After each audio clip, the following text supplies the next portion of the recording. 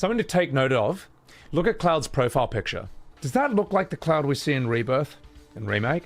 Because that guy has the 1,000-yard stare right there. That guy's seen some shit, and he's looking right through you. Whereas Cloud in Remake and Rebirth looks like this. I can't do it.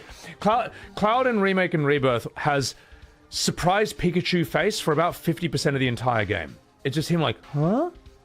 Huh? It's like that the whole time. It's dog shit. Ladies and gentlemen, this is not a mod. This is not a meme or an edit or a troll. This is actually in the game.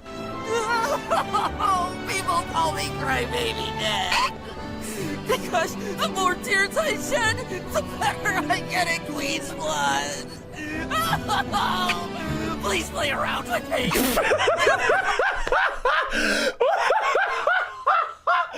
Oh my god, what have they done to this game? Never underestimate a crybaby.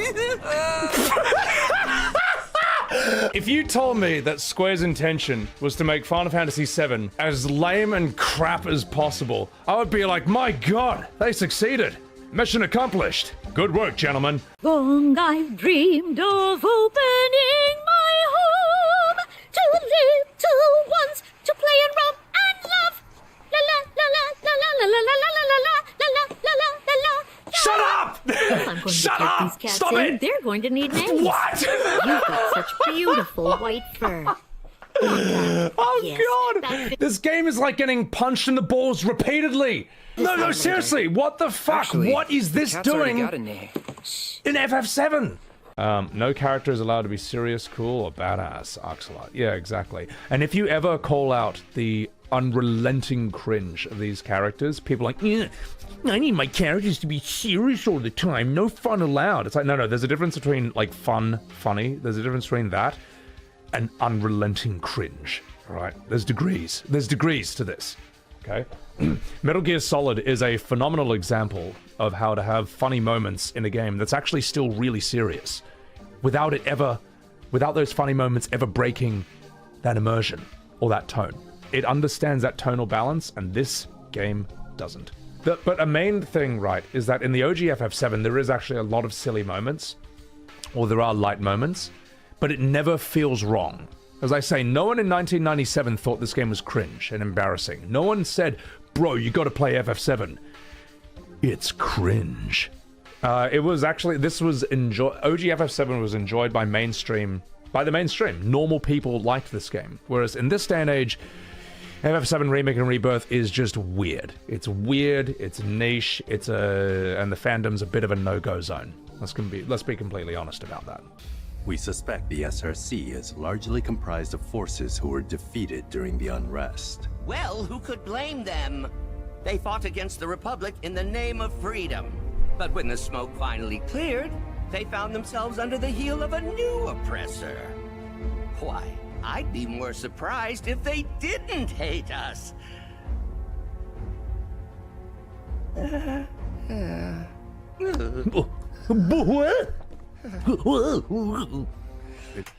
It's like I'm watching a children's pantomime, to be honest. You know, it's like, you know those, like, Christmas pantomimes where the guy's like, where is he, kids? And they're like, behind you! And he's like, behind me?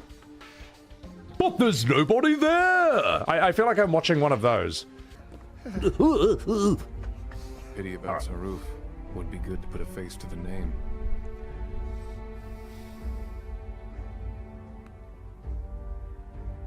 That's the thing, like, Rufus looks like a normal person, Sang looks like a normal person, and then Palmer just looks like a different species. Oh god. Like, even Hojo looks more human than Palmer. Palmer is supposed to be a bit of a joke, that's true. It's one of those things where it's difficult to, I guess, translate him into, this style of aesthetic and gameplay and cutscene and whatever. But I guess it's on them to figure out how to do it without making it feel like I'm like, without making it embarrassing to watch. And my bigger complaint with him is actually just his horrific looking face. Like, you don't need to make him look that loathsome, shall I say. You probably thought we were done with this segment, didn't you? Well, guess what, Sonny Jim? I remember the first time I played Rebirth 2. Let's see what lies around the corner. Buckle up, buckaroos, and get ready for the grand finale of the Nibelheim segment. Let's go. It's me, Mario. What's this?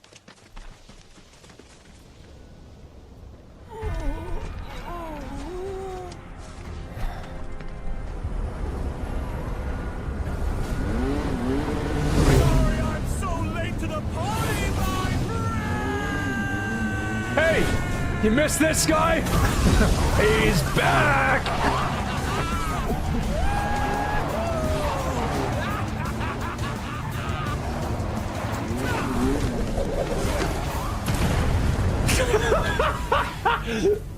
I'll tell you what. That might be the one bit of comedy in the entire game I like. I like that he entered on a motorbike, which he didn't need, because all he did was drop out of... He didn't even need a motorbike. He just drops out of a helicopter and just immediately blows it up. It is so stupid. But anyway, to answer your question, what does Roche bring to the story? Absolutely nothing. He is an invention of FF7 Remake, and his story goes absolutely nowhere. He is...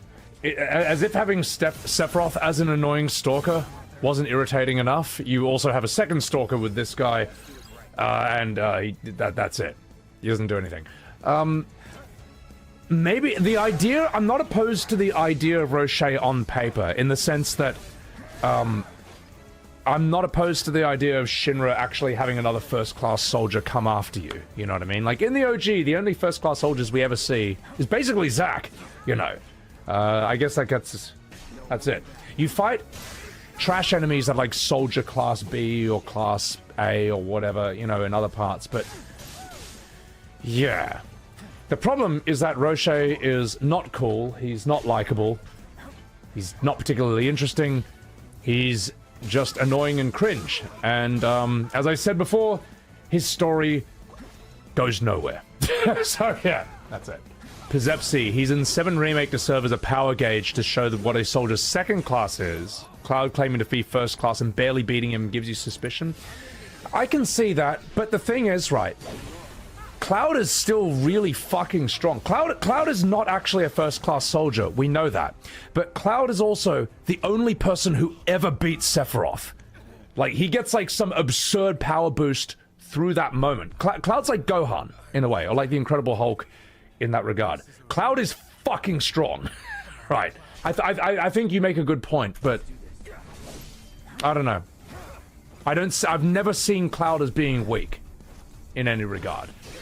Like, he's post beating Sephiroth, he's actually, like, at his highest power level, in a way, but he just doesn't realize it. No, he's at his highest power level, I'd say, after he solves the mystery of his own identity. But yeah. A real reason a lot of people don't criticize this, whether they're content creators or whether they're normal people, is because they don't want to deal with the swarm. They know that if they do what I do, and make, like, videos criticizing this, they will activate the Hive. They will trigger the wrath of the Horde.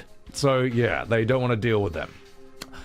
I deal with them on a daily basis. You can see them in my comment section, or you can see them stitching me together on TikTok calling me a fucking idiot. So, yeah. No, and normal people don't want that. But the thing is, it's not pleasant for me either.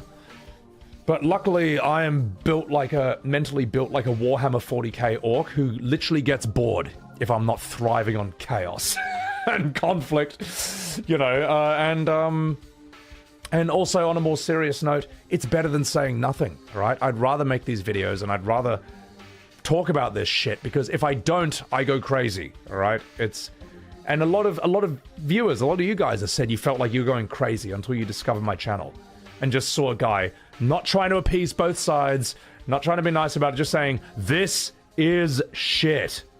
It sucks, and it's lame, in just plain simple language.